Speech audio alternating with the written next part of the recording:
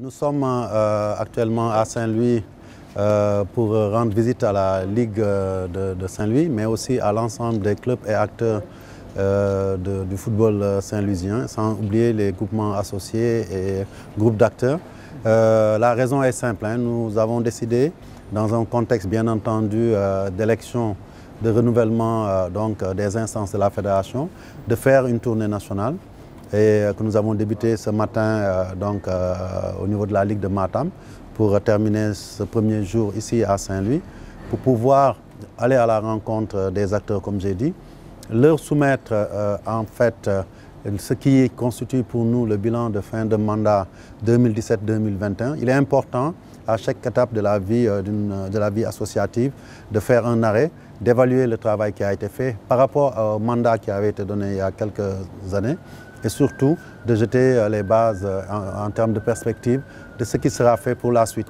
Et l'autre aspect qui nous tenait à cœur aussi, c'est, comme vous le savez, l'idée du consensus national gagnant qui a émergé dans l'esprit de certains dirigeants du football sénégalais, et non des moindres, et qui ont pensé qu'il fallait regrouper tous les candidats potentiels à la fonction de président de la fédération, mais aussi aux autres niveaux de responsabilité, pour pouvoir aller enfin ensemble à la conquête de ce qui nous manque, c'est-à-dire la consécration au niveau mondial et surtout au niveau africain par des trophées, mais aussi faire le pas qui nous manque pour pouvoir vraiment nous installer durablement parmi les pays qui comptent en Afrique et dans le monde.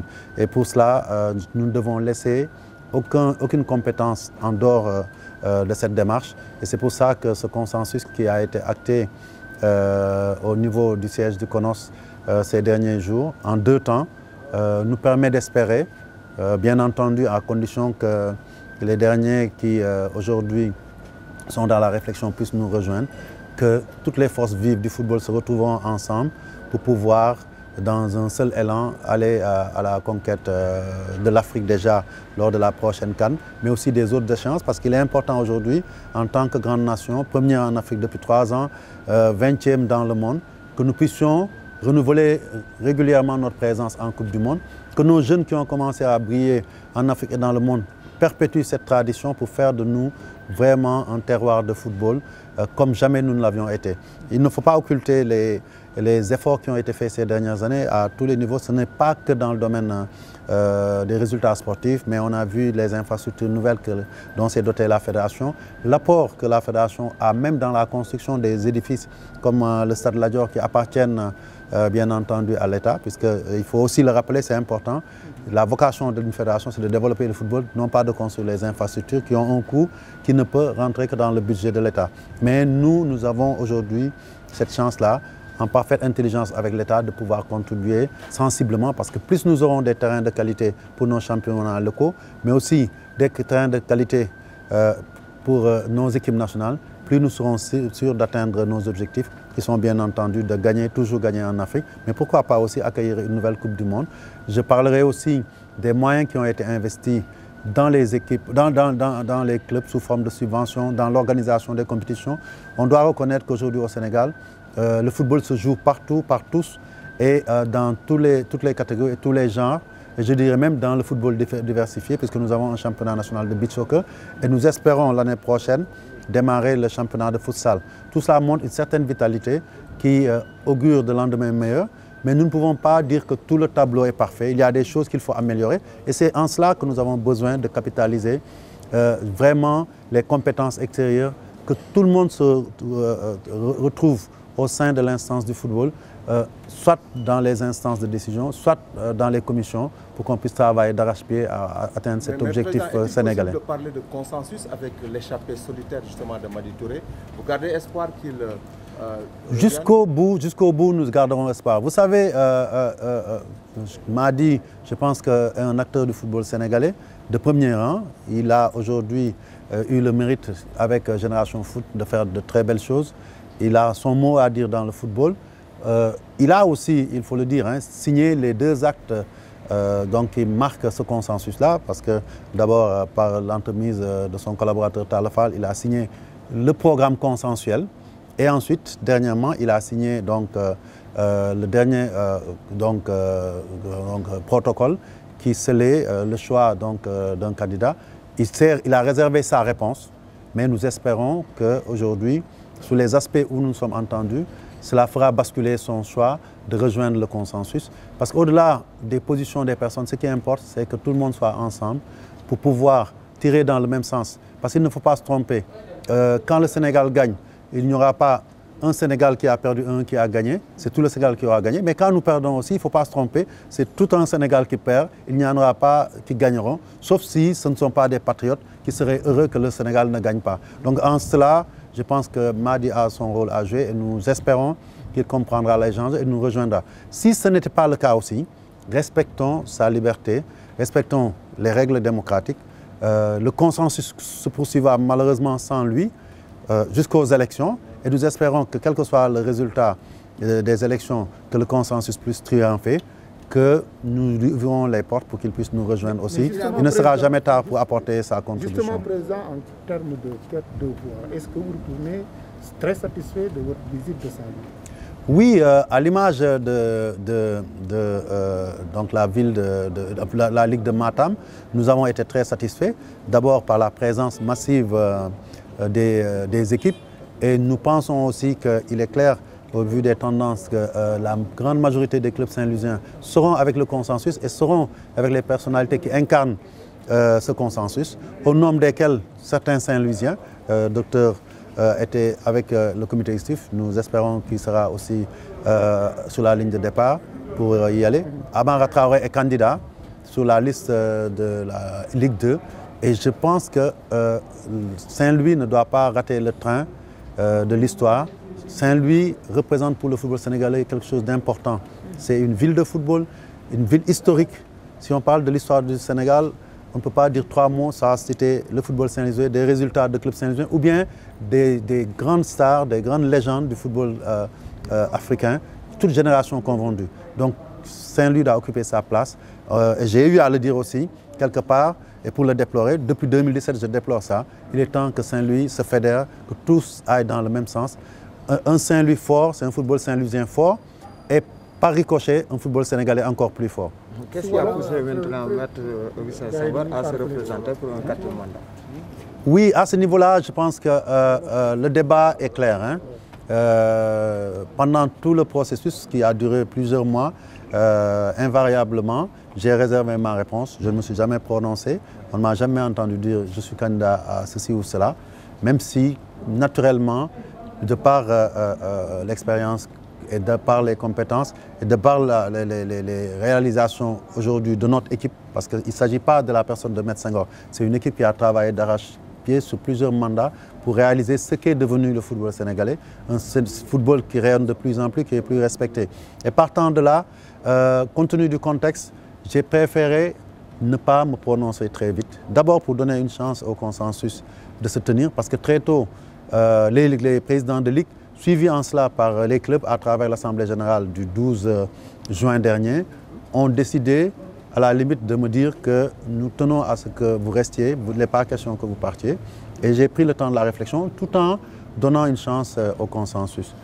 Et je peux vous dire aujourd'hui que si ce consensus avait choisi quelqu'un d'autre, et d'ailleurs je l'ai dit aux protagonistes du consensus, ils le savent, nous étions dans le secret un peu d'un bureau à 4, et je leur ai dit, si l'un parmi vous est choisi comme étant celui qui doit apporter le consensus, je le suivrai derrière. Dieu a fait, et par la volonté aussi de certains candidats, et aussi de la commission qu'on avait mise en place, et des acteurs majeurs du football sénégalais, que le choix se soit apporté sous mon nom personne. Et je disais aux gens, si aujourd'hui je regarde un Louis Lamotte qui était présidentiable et qui décide de se ranger derrière le candidat qui sera choisi et de porter lui-même de manière neutre le travail de désignation du candidat consensuel, moi, Augustin Senghor, ai-je le droit de dire non parce que j'ai eu à déclarer que je ne devais pas me présenter? Si l'ensemble de la famille du football, en tout cas la grande majorité, je ne ferai pas l'insulte de dire qu'il y a une unanimité, mais une large frange du monde du football, et puisque c'est de cela qu'il s'agit, c'est d'eux qu'il s'agit, pense que nous devons continuer pour pouvoir parachever le travail qui est en train d'être fait. Dans 5 mois, nous serons en Coupe d'Afrique. Dans 3 semaines, nous jouerons des matchs importants d'éliminatoire de Coupe du Monde.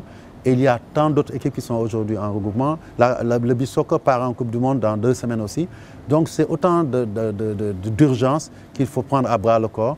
Et peut-être une transition longue pourrait être une menace sur la voie du succès que tous les Sénégalais attendent. Et je pense que moi-même, j'ai accepté ce principe du consensus gagnant autour de la consécration du football.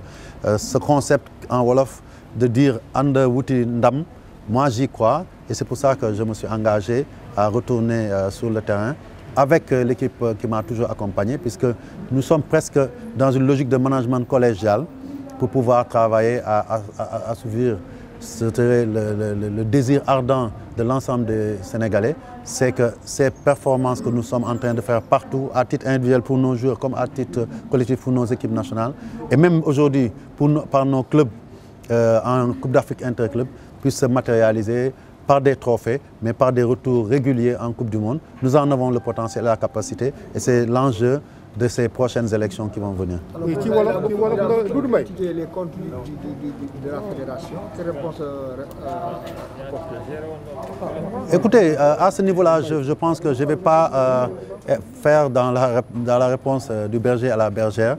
Je pense qu'il n'est pas régulier dans les AG de la fédération, malheureusement, mis à part celle du 12 juin, bon, ce qui s'expliquait parce qu'il était candidat à une élection.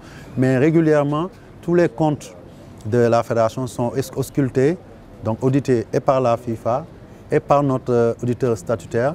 Les comptes sont présentés à l'Assemblée générale, validés. Les derniers comptes, c'était ceux de 2020, qui ont été validés le 12 juin, si vous avez été témoin. Ces comptes seront publiés dans le site de la fédération. Nous ne cacherons rien. Et aujourd'hui, rien que sur cette saison 2020-2021, les clubs et les acteurs du football, toute obédience confondue, ont reçu pas moins de 1,8 milliard francs. Même cette semaine, ils vont recevoir encore des subventions exceptionnelles qui n'étaient même pas prévues initialement. Ça montre que l'argent du football a été gagné par le football, mais retourne vers le football. Et je disais tout à l'heure aux gens que ceux qui devraient être les meilleurs témoins de la bonne santé financière justement de la fédération, c'est CGF, parce que comme c'est une équipe qui a beaucoup brillé ces dernières années, même si elle ne nous a pas valu la chance de pouvoir entrer en phase de groupe, chaque fois ils ont brillé dans ces compétitions africaines et surtout ils ont été parmi les meilleures équipes. Sur les 4 dernières années, de 2017 à 2021, c'est l'équipe qui a reçu le plus de subventions. Au bas mot, sans risque de me tromper, ça avoisine les 150 millions sur 4 ans. Si un football est mal géré, si les finances du football sont mal gérées, une équipe comme GF ne peut pas bénéficier d'autant d'argent en 4 années. Là où on sait qu'il y a peut-être 5 ou 6 ans, un club pouvait jouer 5 ans sans voir 500 000 francs tomber de la fédération dans ses comptes.